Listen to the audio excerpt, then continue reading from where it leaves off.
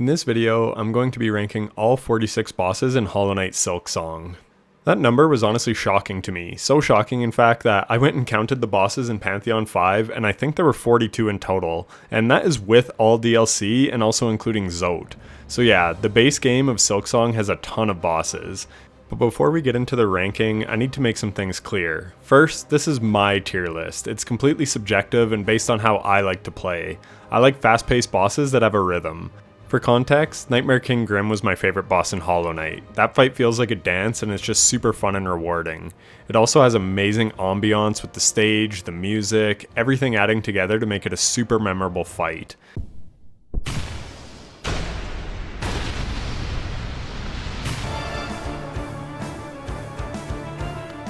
While I won't necessarily dock points to a boss for having bad music or a bad environment, if the ambiance of the boss fight adds to it, it certainly goes up in my books. Mantis Lords is another fight I absolutely adore from Hollow Knight, in large part because the music is so epic.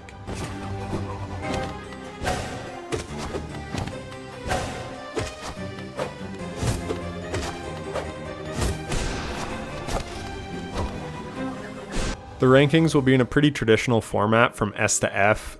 S is extremely memorable boss fights, like all-time classics. A is amazing, not an all-timer, but really fun boss fights. B is great, still really fun, but not amazing. C is just fine, just a run-of-the-mill boss. D is meh, where the bosses are generally more tedious or annoying than fun. And F is trash, just a fight that I really disliked. Fights where the experience was awful, and I never really want to do that boss again. Lastly, people encounter different bosses in different orders in this game, so I'll simply be going in alphabetical order as that seems the easiest. And of course, this is every boss in the game, so there will obviously be spoilers. So with that out of the way, let's jump into it, which means Bellbeast is up first. Bellbeast is Silksong's version of the stag, but before we can use him for fast travel, we must rescue him from the silk with our silk spear. This is a very early game fight, and as such, we have basically no movement abilities. That means the moveset is pretty rudimentary, but I think it's a perfect introduction boss. You have some environmental hazards to avoid, simple and telegraph moves. This is a perfectly average, middle-of-the-road boss, so we'll plunk it into the middle of the tier list in C tier. It's just perfectly average. Next we have the Bell Eater. This bastard tries to eat our lovely friend the Bell Beast, so we gotta stop him. He's a giant worm-like creature that shoots stuff out of his ass and spits acid out of his mouth at you. He has claws and a super long tail, and also seemingly a lot of health, though that could be because the attack windows are few and far between. It's a pretty neat boss design, so I gotta give it props there. We encounter it near the start of Act 3, so we are a lot stronger by this point. As a result, we can use the tools and abilities we've learnt along the way. Personally, I love the Volt Spear for attacking him. Nothing about this fight is all that special, though when we do defeat him, we get to see the cute little Bell Beast children. Honestly, that's the best part of the fight. But this is based on the boss fights alone, so again, I'll be putting it into C tier. It's just a very run-of-the-mill fight. Next we have Broodmother. A theme for a lot of bosses in Silksong is that there is an ad wave beforehand. Personally, I'm not a huge fan of this. It's not overly difficult or punishing, but it's more just annoying, so I'm docking points there. It also summons enemies during the fight, but it is the Broodmother, so this at least makes sense thematically, so I don't mind it at all. The moveset is pretty telegraphed and easy to avoid. You are in a pretty tight room, but the boss is fairly easy to maneuver around. It even has the old Groodmother slam from Hollow Knight. Once again, this is just a run-of-the-mill fight. Nothing really stands out, but it isn't awful by any means, so yet another C tier. Next we have Clover Dancers, a spiritual successor to the Cogwork Dancers, which is an amazing fight. At some point in the game, you will free the Green Prince from a cage in Sinner's Road, and here's where we eventually fight him. One thing I didn't talk about yet is runbacks. Some bosses have long and tedious runbacks, which may work against their ranking in certain instances. This is one of those cases. The runback in Verdania is a bit annoying, sure, but I don't think it's too bad or threatening, so I'll just keep it neutral. But if you wanted to rank it lower thanks to the runback, I would understand. Essentially, this is just a harder Cogwork Dancer fight. You have to avoid the whirlwind, and their attack that takes up the whole screen has 2 moves instead of 1, making it more difficult to avoid. The lore behind the fight is awesome as well, which can help add to the fight, but it is essentially copying a fight that we've already done, and the first one is better in my opinion. So I'm going to be putting this one in the great category, B tier. So let's talk about the inspiration for this fight, which is the Cogwork Dancers. This is just an amazing fight in every way. The moves are telegraphed, but they are not always easy to avoid. The music is absolutely amazing, so it definitely gets points there.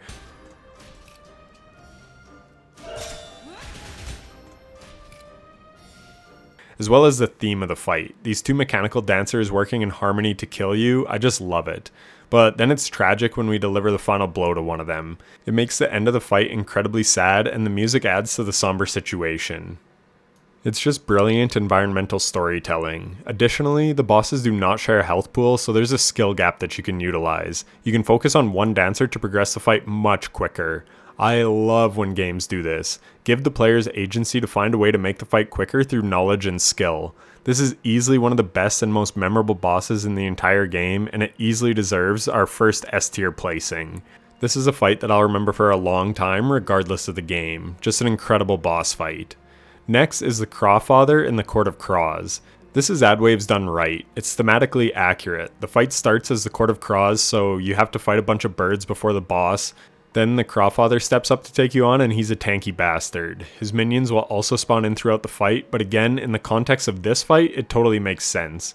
The birds can be very frustrating to fight against with the way they fly around, so the fight can definitely get a little maddening at times, and they also have spiked crowns on their head to protect from pogos, making it that much harder to deal damage.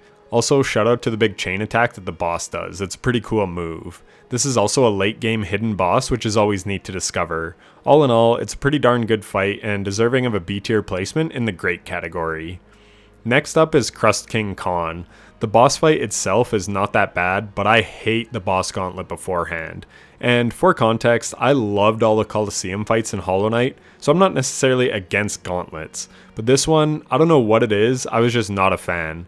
Then when I finally did reach the boss, I played really slow because I didn't know if I had to do the whole gauntlet again. Turns out you can open the shortcut so that you don't have to go through the entire thing, but either way, for such a beautiful environment like Coral Tower, this was a real letdown. I'm honestly going to put this in F tier because I just didn't enjoy any of this and I would dread having to do it again. Next is Disgraced Chef Lugoli. You have a couple of ads to deal with before the boss, but again, in this case, it makes sense. These are the sous chefs with their scissors trying to fend you off. Then the boss comes in and it's wielding a ladle and has a hilarious butt lunge attack. Their attacks also hurl bile water at you, and the boss room is pretty small, so it can be tough to avoid the bile water, and if you're hit by it, it keeps you from healing, which is very annoying. So you do have to be very careful to avoid it. But all in all, I think it is a well-designed fight and deserves to be in the B tier. Next up is Father the Flame. A lot of people don't like this fight, but I just think they're bad at pogoing. This is a rhythm fight through and through. If you find the rhythm, this fight is honestly really fun. I also heard Delver's Drill and the Volt Spear go crazy hard here, but I haven't tested it for myself. For me though, I gotta give props for innovation. A boss fight where the combat difficulty is pogoing is pretty cool, and as a result, I think that deserves to be in B tier. First Sinner is next. This fight is just so damn cool and right up my alley. I discovered pretty early on that the boss is healing itself, so it demands that you play aggressively. Much like Nightmare King Grim, I find this fight has a total rhythm to it. It's fast paced, but telegraphed enough that you can react. I think the healing mechanic is also awesome, as it will punish slow play. I like a fight that demands the player to adapt to what it's trying to do and teach you. Oh, and the music goes hard as hell here in this fight as well.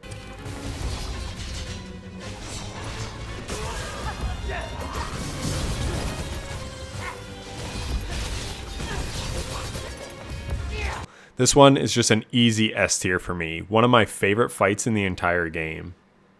Forebrothers Signis and Gron are up next. So I have heard that this fight is a nightmare in Act 3 because the ads that spawn in are juiced up with Void, and that makes total sense. Luckily, I was able to fight these guys in Act 2, so it wasn't so bad.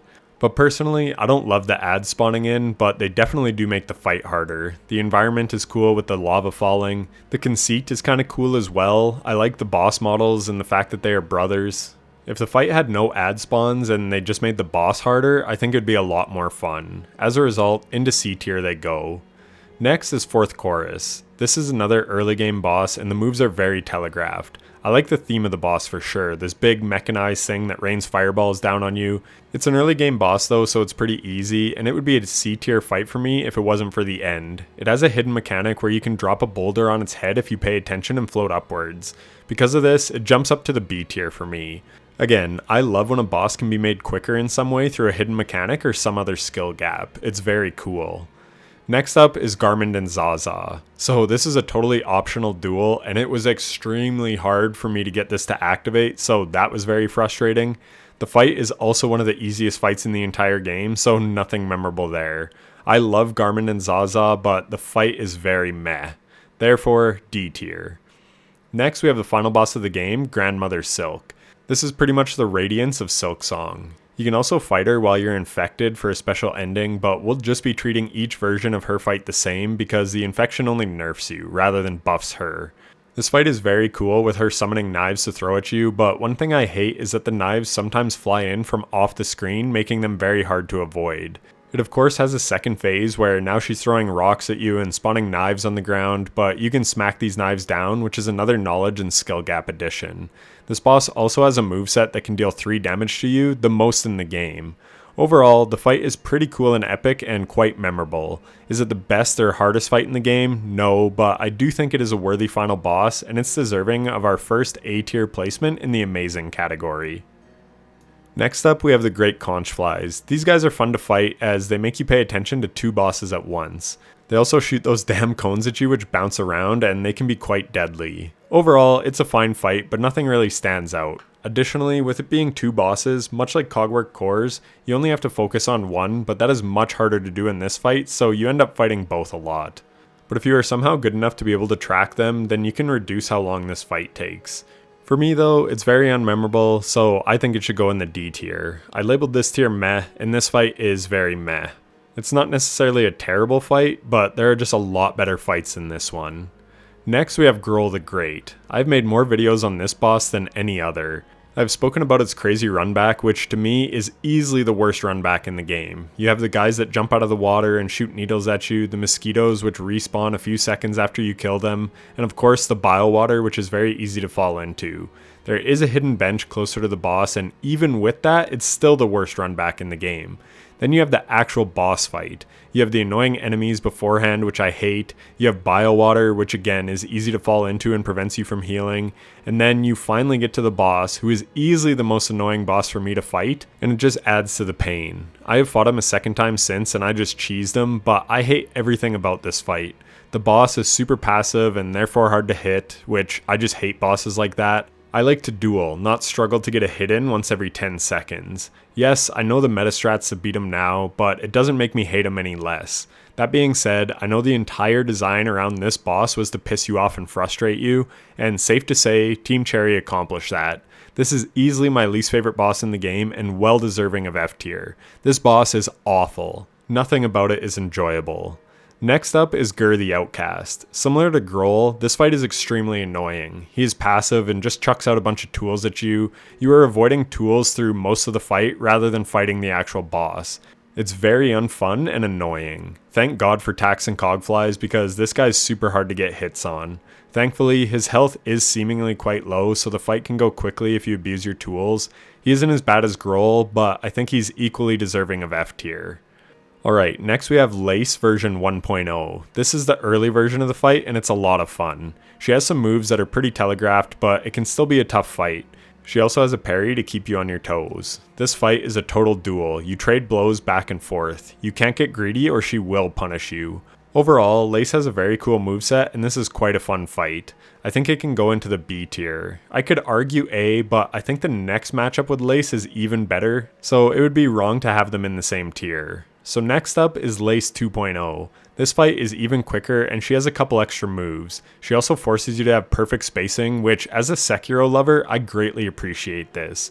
You can abuse her if you know exactly where to stand and when, but go a little too close and she will punish you. It forces you to learn her entire attack pattern, which I really appreciate. I like this fight so much in fact that I refuse to use tools. I wanted to beat her straight up. This fight is a total duel and it's very satisfying. In my opinion, this is Lace's best form and I think this one deserves an S tier. I would just love to play this fight over and over and try different crests and movesets and stuff. I think it's just awesome. We're going to switch up alphabetical order a bit here and just go straight to Lace 3.0, aka Lost Lace. I think this fight is very deserving of being the final boss. It's extremely cool, but also very punishing. My main complaint with the fight is two things. One, she teleports a bunch and I often run into her, and when I do, I take 2 contact damage. Now, I'm fully aware that this is a skill issue as I'm probably moving too much. Fighting Lace, you only want to move as much as you have to, and sometimes I do scramble a bit, so I know this is a me issue, but this is my list, so whatever. Next, the final phase just has a bit too much screen clutter going on for me. All the black void stuff everywhere and Lace teleporting, it's just a lot going on. Obviously, this is by design and to challenge the player, but I don't have to like it. So even though I think this is a great final boss, I just can't put it in S tier. It's not as fun to me as some fights, even though I do love fighting against her moveset. As a result, we'll plop this one into A tier. It's still an amazing fight, but not one I find as enjoyable as the others in S tier. Back to alphabetical order now. Next we have Last Judge. First, let me talk about the run back. Sure, it is a bit long, but it's not that hard after you do it a couple times. So in my opinion, not worth docking points for. I enjoyed this fight on my first playthrough, even though I struggled a little bit, but on my second playthrough, I abused this fight. It was really fun to see my growth as a player. The movesets are all well telegraphed and easy to avoid when you know what you're doing. I enjoy this fight a heck of a lot. Also, I think it's a perfect challenge to end Act 1. It is a tough boss, especially given how powerful, or rather underpowered you are at the time. I don't think it is quite an S tier fight for me, but it's easily an A tier fight. I just really enjoy this one. Super cool and fun. Next is Lost Garmond. This is a sad fight. We love Garmond Zaza here, and to see them overtaken by the Void and have to kill them is very sad. He now spits the Void stuff at you, which is very annoying, and I do not like it. So we have to kill a beloved character, and the fight is not even fun. F tier. Next up is Moorwing. This is another example to show you how far you've come. I struggled in my first meeting with Moorwing, and by my second playthrough, yes, they had nerfed the fight a little bit, but even still, I whooped them. Again, I think this is a very good early game test given how few upgrades you have at that point. I think I'll put it in the B tier. I think it's a very good fight for this stage of the game. Next we have Mossmother, the first boss of the game. This fight is super easy, but sort of has to be given how early into the game you are. Nothing very exciting about this one, but nothing awful about it either. Just a middle of the road boss. C tier. And then later in the game, you fight 2 Mossmothers at once. This adds some difficulty for sure, but it's still a pretty boring fight. And in this case, you do have to kill both bosses, unlike Great Conchflies, but again, nothing crazy about this fight, also C tier. Next we have Nyleth, one of the main bosses in Act 3. I didn't really struggle with this boss at all, and I found the arena to be pretty cool. Having to wall climb to avoid the spikes definitely added a skill gap that isn't used much in Silksong. I remember appreciating this type of design in the Colosseum in the first Hollow Knight. This fight is more about avoiding damage than dealing it, which in some cases I don't like, but in this case I think it really is well designed. Again, this is more of a movement challenge than a damage challenge, but I really enjoy it in this case. B tier for me. Next is Palestag. When I started this fight, I said, I don't even want to fight this thing. Dude, I don't want to fight this thing. It was just too pretty and majestic. Also, the fight is just not great. The boss is hard to get hits in on, and again, I don't want to be killing this thing in the first place. The fight is memorable for sure, as the boss looks super cool, but outside of that, I don't really like this fight. D tier. Next up we have Phantom. The organ playing in this fight is super cool. I really love the ambiance of this fight.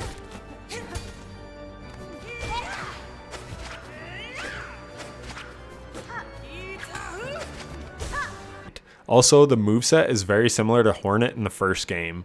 He chucks his needle, but rather than retreating it, he flies towards it. Also, the boss's sounds are awesome. It's not quite as memorable as Hornet, but it's definitely some of the best boss sounds in all of Silksong. The fight is also very much a duel like with Lace, and we know I love that. Overall, super good fight. Easy A tier. Next is the Pinstress. This is a pretty cool fight. She chucks needles and stuff, and we fight her on the top of Mount Fae.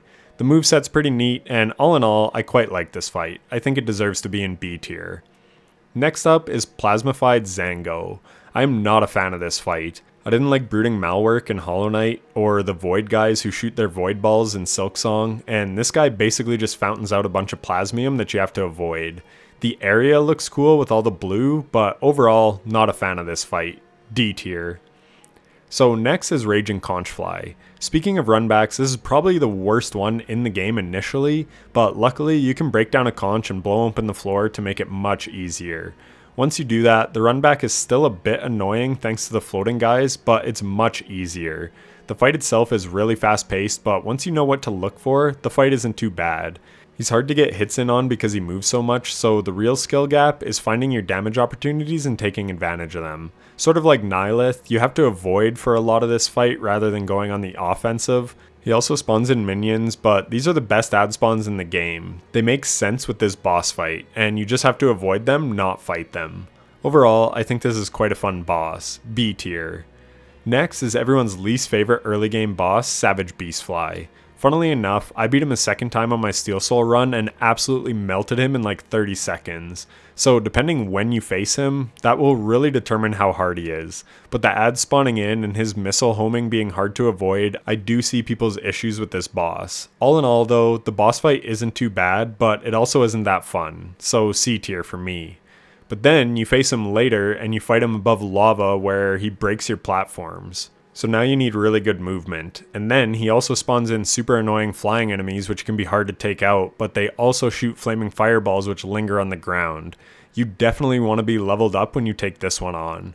Overall, this is more of a troll boss fight than anything. It's not very fun at all. I think it deserves to go down in F tier with Groal. This is definitely one of those bosses that's just put in here to make you suffer.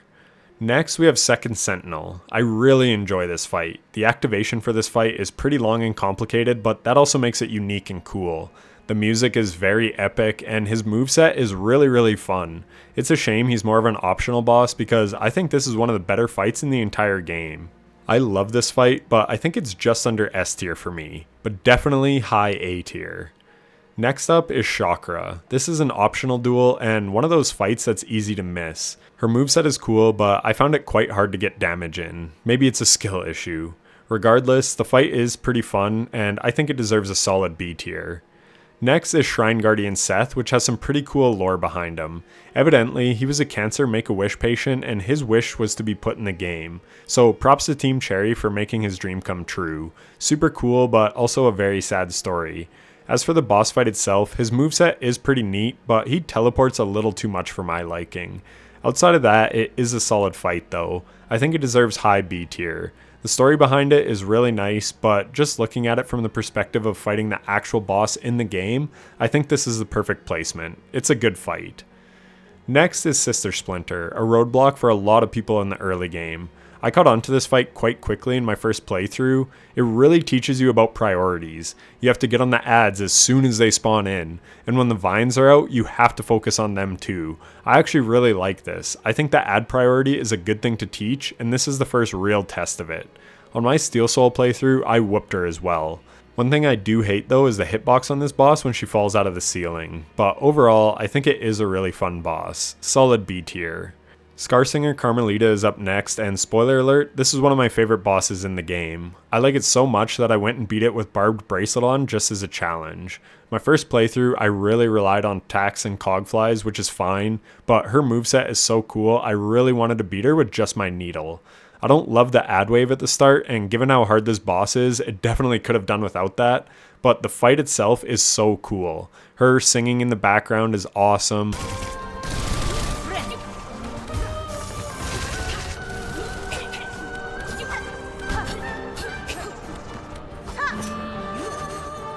The audience of ants in the background. The moveset gets wild in her third phase and it's almost impossible to get hits in, but that is also what makes it so cool. The tools definitely carried me on my first playthrough, but I like that this boss required me to use everything in my arsenal. It's such a satisfying fight when you finally overcome it. Definitely S tier. Next up is the Skull Tyrant. This is a decent challenge in the early game for sure, but this fight really isn't that difficult or memorable or anything. Very middle of the road. C tier for me. Summoned Saviour is a Steel Soul exclusive boss. It has one lunge move, but then the rest is just classic shooting void shit, which I'm really not a fan of. Luckily this boss has low health, so the fight isn't very long. D tier. Next is the Unravelled. This guy has way too big a hitbox. It's very annoying. But outside of that, the fight is quite enjoyable, at least for me. It's super satisfying when you learn the best way to fight him, and once you do, the fight is actually incredibly easy. Basically, you just pre-dodge him. You dodge first before he attacks, rather than waiting to see his attack. Once that clicked, he became super simple to beat. Then you have the knives that you have to dodge, the enemies that spawn in aren't too bad either.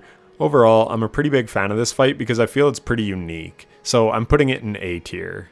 Going out of alphabetical order again for a second, we are first going to talk about regular Trobbio and then Tormented Trobbio. So Trobbio first, super memorable boss, total showman. His moveset is plentiful and very flamboyant, so it's on theme. He's very hard to get hits in on though, which is what I like least about this fight.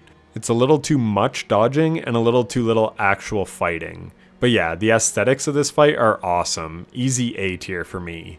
And then we have Tormented Trobbio. Basically, it's his same moves, but now harder and faster. The balls now shoot diagonally, making them harder to dodge. His tornadoes have trails behind them as well, which explode. This fight is just all the worst things about Trobbio ramped up. Also, much like Lost Lace, there's just a ton of screen clutter going on here. The aesthetic is still really cool, but again, it's super hard to get hits in. I'll put it in B tier, not because I really like the fight, but I just think that Trobbio is a cool character and is more memorable than any boss in C tier, so he doesn't deserve to be that low. But this fight is definitely more frustrating than fun. Voltworm is next. Not a very good boss fight. You're mostly just avoiding attacks. Thankfully, Conchflies can aid in this fight greatly, but overall, it's just not very good in my opinion. Pretty boring, but thankfully it's quick. It's not even hard. I first tried it in under a minute. I think I will go D tier since F is for bosses that make you hate them, where in this fight you just kind of feel nothing. It's pretty lame. Next up is Watcher at the Edge, a late Act 3 boss. This fight is pretty fun and cool. I definitely enjoy it, and it provided me a pretty good challenge being so late in the game. Nothing really stands out though, but I think I will put it in B tier. And that leaves us with our final boss, Widow, a huge roadblock for the early game. I actually really like this fight. There's a good rhythm to it, and it teaches you to keep an eye on many things at once. You have to avoid the bells while watching out for the boss. It's really high action. The music is super cool.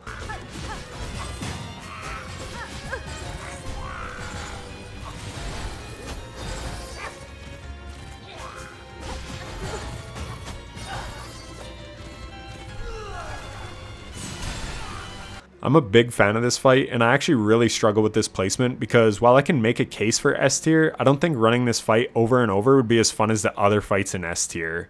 And that could simply be because of how early you fight this one. I like having all the tools at my disposal and having the boss still be hard. Here, we are sort of underpowered still, so it is a great challenge given where you are in the game, but it isn't as fun as some others like Skarrsinger or Karmelita, so I think I'll put it at the top of A tier. So next, I wanted to place these in order from my least favorite to my most favorite. So starting in F tier, I'm putting Groal all the way at the bottom. Then Gurr the Outcast, then Crust King Khann, then Savage Beastfly 2.0, and finally Lost Garmond. Next for D tier, we have Summon Saviour at the very end, then Plasmified Zango, followed by Voltworm, Great Conchflies, Palestag, and Garmond Zaza. Next up for C tier, I think we move the Moss Mothers to the bottom and then keep the rest as is. Onto our biggest category, we have B tier. I'm going to put Father of the Flame at the bottom, then Fourth Chorus, Disgraced Chef Lugoli, Tormented Trobbio, followed by Pinstress, Raging Conchfly next, Shrine Guardian Seth, Crawfather, Watcher at the Edge, Shakra, Nyleth, Sister Splinter, Clover Dancers, and finally Lace 1.0. Unfortunately, I forgot about Moorwing, so let's move him behind Shakra.